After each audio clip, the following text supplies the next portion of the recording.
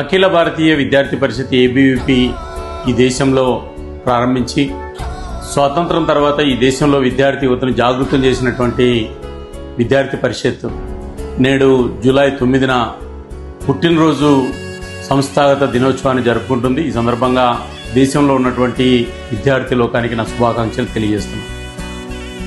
విద్యార్థి పరిషత్ ప్రేరణతో నాలాంటి అనేక మంది కార్యకర్తలు ఈరోజు సమాజంలో ప్రజల కోసం, ప్రజల బాగోగుల కోసం, నూతన సమాజ నిర్మాణం కోసం, జాతి పునర్వైభవం కోసం పనిచేయడం ఒక స్ఫూర్తిదాయకమైనటువంటిది విషయం.